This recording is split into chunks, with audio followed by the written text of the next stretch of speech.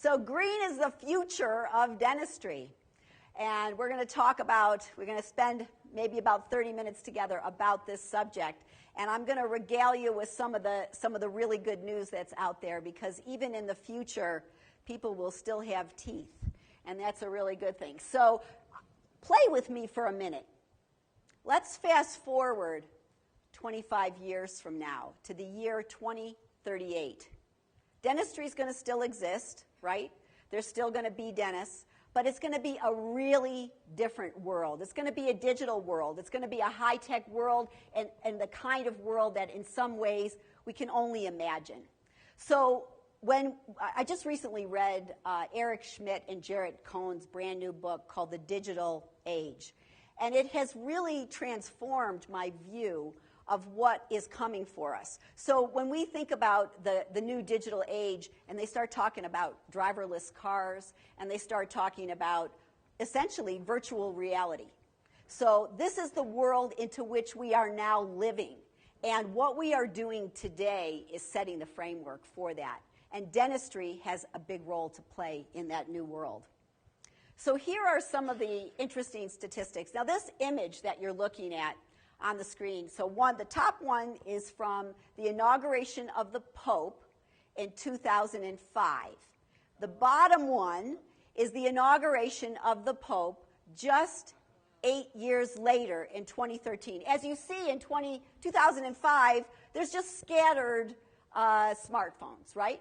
In 2013, it is a virtual sea of smartphones. So here are some of the statistics. Right now, about 7.5 billion people on Earth, okay? 2 billion of the cell phones that exist on Earth right now are smartphones. In this little smartphone right here, my beloved iPhone, there is more computing power than existed in the 2 blocks of computers that enabled us to send a human being to the moon.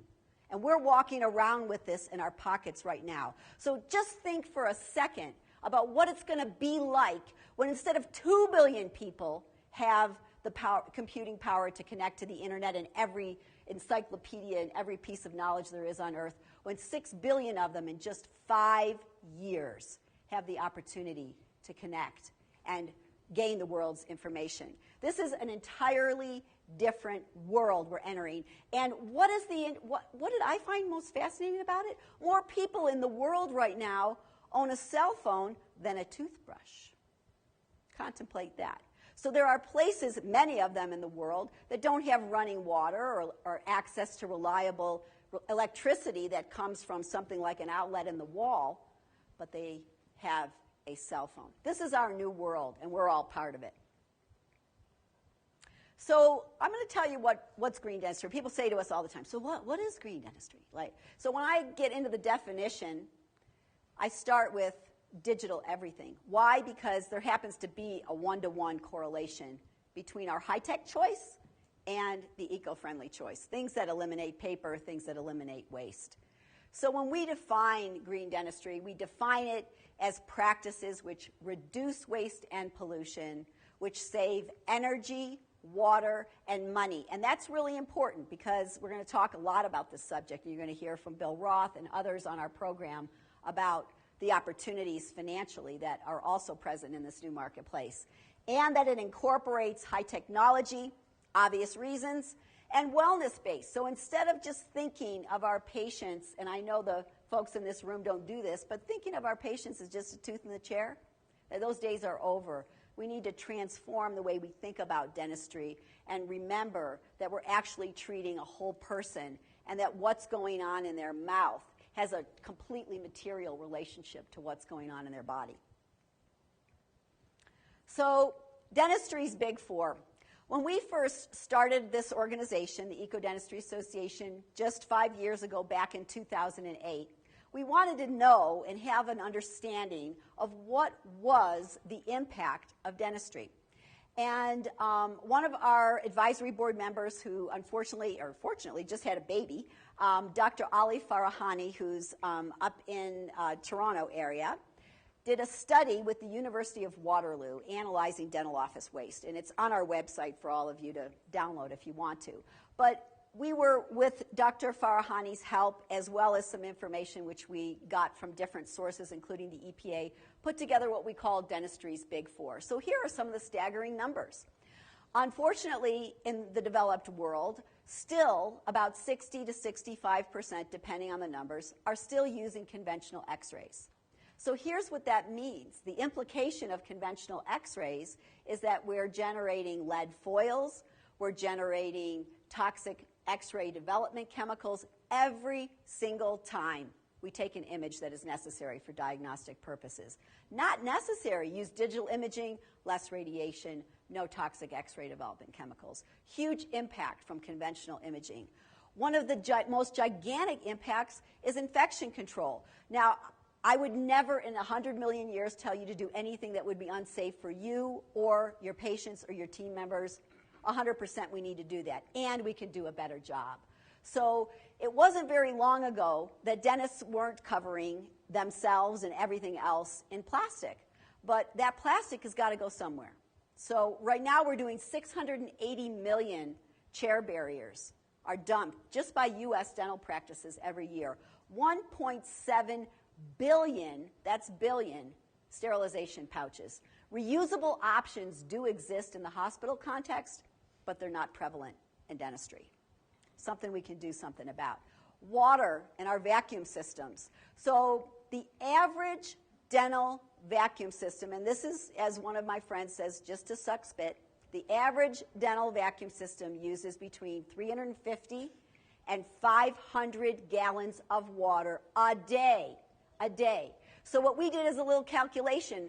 Waterless vacuums have only penetrated about 2% of the market right now. So 9 billion gallons of water are dumped by dental offices in the U.S. alone just to suck spit.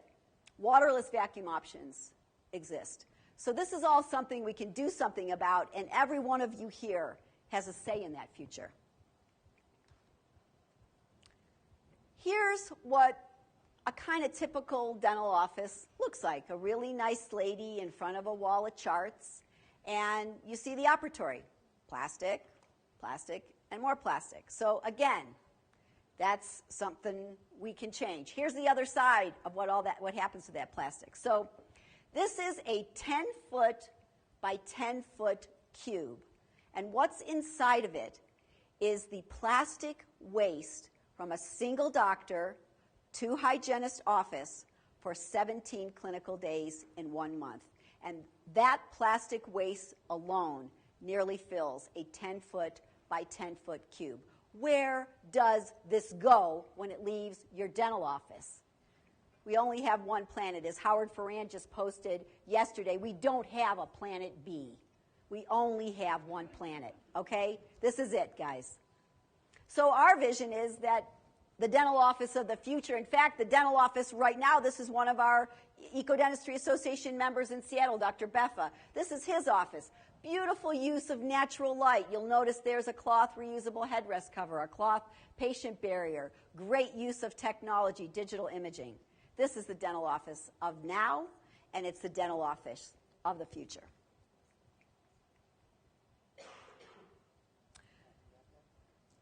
Anybody know what the Great Pacific Garbage Patch is? Anybody heard of it before? Okay, James Coos, couple people. All right, there is a floating mass of our plastic trash that is estimated to be the size of the great state of Texas, about 260 million square miles. And it is floating. In fact, they've discovered now that there are multiple floating masses of trash in the Pacific Ocean.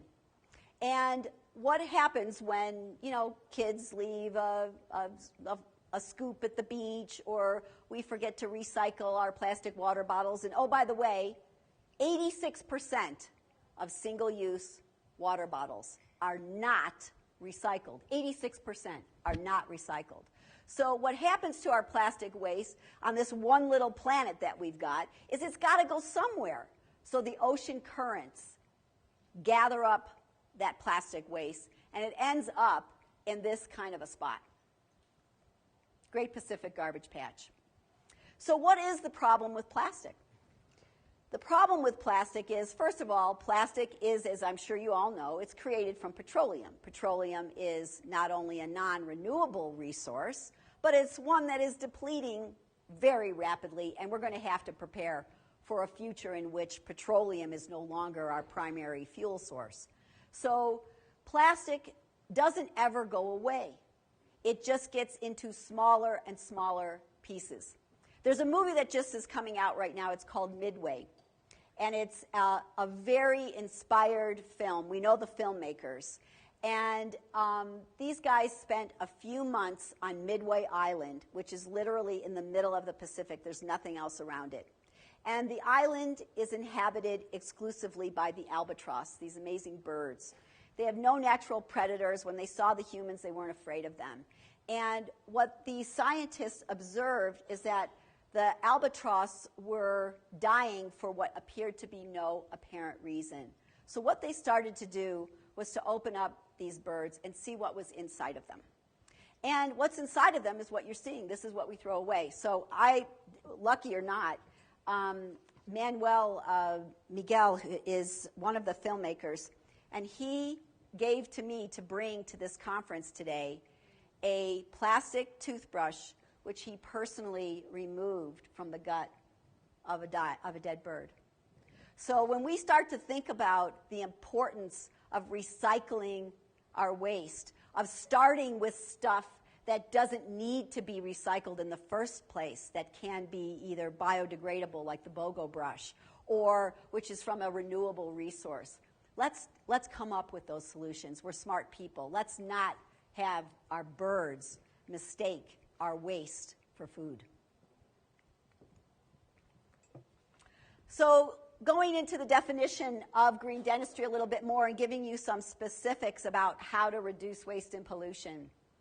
So there are opportunities literally in every aspect of your practice. And those aspects involve everything from what you do with your amalgam waste, to what you put on your chairs, to what you put in your patients' mouths, to how your front office is run.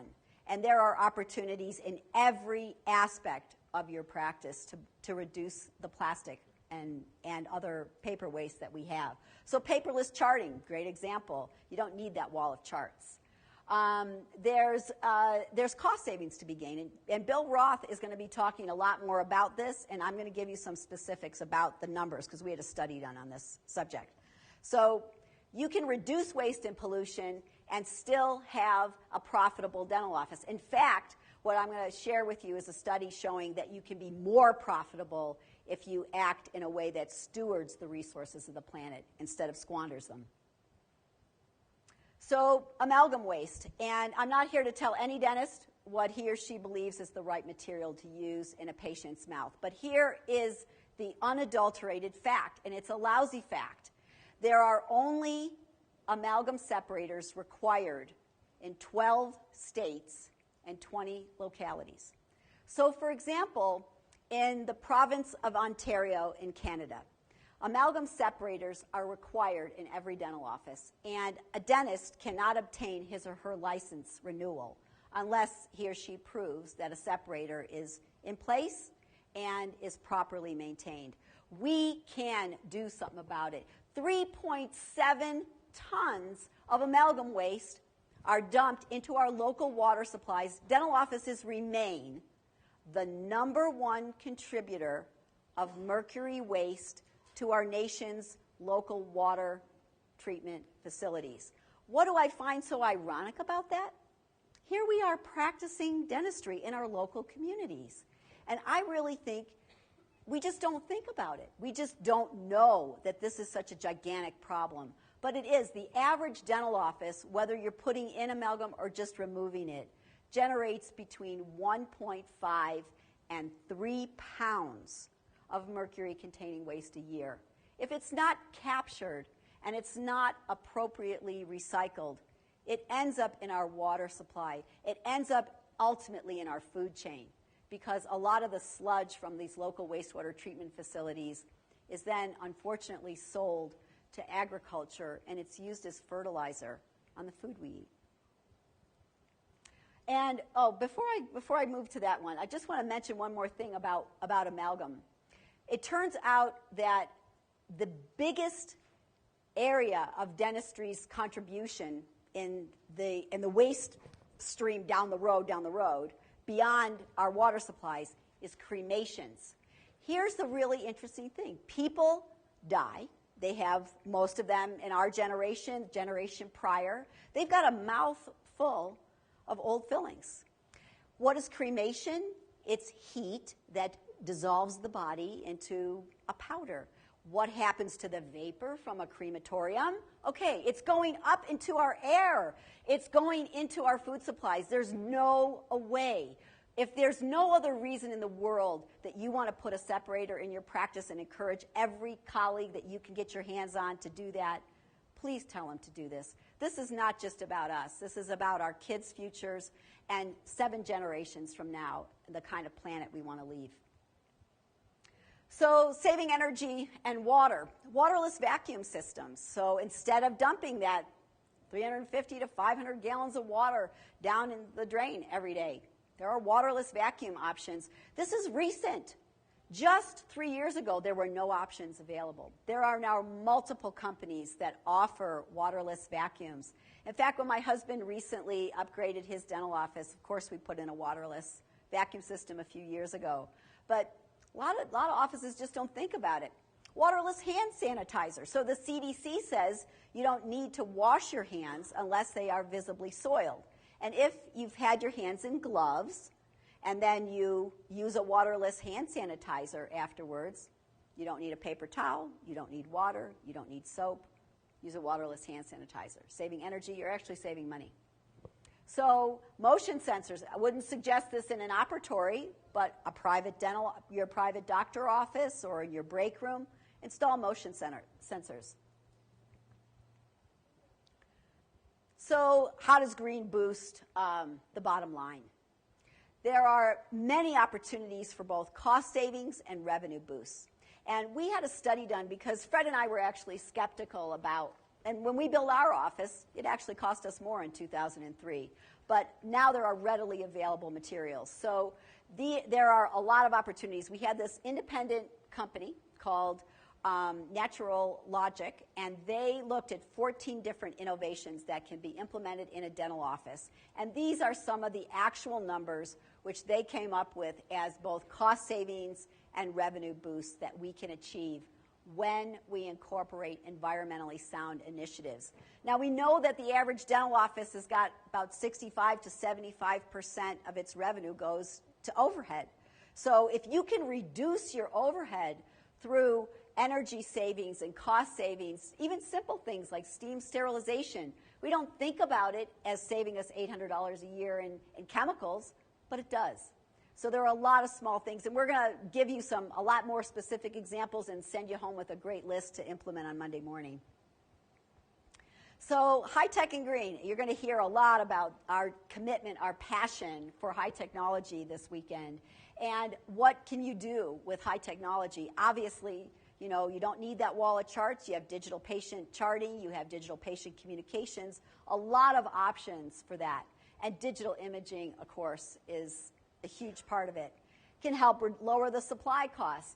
And think about this. Instead of having your assistant in a little unventilated room developing x-rays, he or she can be chairside, supporting the treatment recommendations of the doctor, helping the productivity of that chair, and instead of being out of the room, and also not being exposed to those chemicals, really toxic chemicals in x-ray development.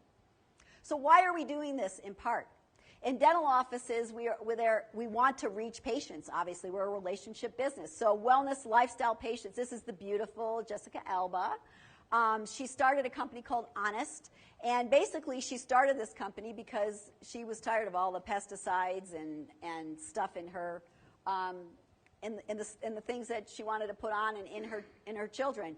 What is the most burgeoning market that's happening right now? Eco-moms. About a third of women who have children under 18 self-identify as eco-moms. And oh, by the way, if you think about who's making the decisions for the family about dentistry, if you look at the average dental practice, 65% of the patients are women. The women make the decisions for the family about dental care, and these are the market that we need to reach. So I got a couple of studies that I'm going to share very briefly with you. This is a Nielsen study that was done. About 28,000 consumers in 56 countries were surveyed, and some very interesting results, obviously. So 66% of them felt it was important for a company to support and be environmentally sound. 66%. This is not fringe. This is not something which is someday, one day. This is now. This is now. This is what's actually happening now. So the power of this wellness-based consumer, another study recently done by BBMG, which is a global marketing company focusing on the socially conscious consumer. And in their study of 6,000 consumers in the U.S., Canada, India, Brazil, and China, they came up with these numbers. So 92% of those surveyed said it was important to them. Remember, all these folks have teeth. They all either need to go to the dentist, want to go to the dentist, should be going to the dentist. And this is the market of people who are going to resonate with the dental office that can actually authentically speak to them and walk the talk. Here's a little graphic from BBMG. The attributes of the old consumer versus the new consumer. And what I really like about this is we'd all agree dentistry is a relationship business. So the old consumer is a transactional consumer. I buy this, I get that. The new consumer is a relationship-based. They're interested in really collaborative relationships with the companies that they do business with. These consumers are driving the new marketplace. They are the label readers. If these women and other consumers are reading the labels of everything that goes on and in their families' mouths, you don't think they're going to start asking their dentists about it? Oh, yeah. And here's the good news for you. You are on the leading edge of this wave. Every company that's here, every dentist that's here, every hygienist that's here, every assistant that's here, every practice manager that's here, you are on the leading edge of this wave and are setting yourselves up to be really able to connect with this consumer. So I'm going to wrap it up with Be Green, Be Ready. This is our future. It's our opportunity to really seize this and not say, oh, the glory days are behind us. No, the glory days are in front of us. And we have an opportunity to really seize this new economy, shift ourselves from thinking about us being tooth fixers to really being doctors of the mouth. And what I mean by that is not just the mouth, but really seeing the systemic link between our oral well-being and our whole being, and to see the link between healthy people and a healthy planet. Thank each and every one of you for being here, and I'm going to turn it over to my handsome husband, Fred. Thank you.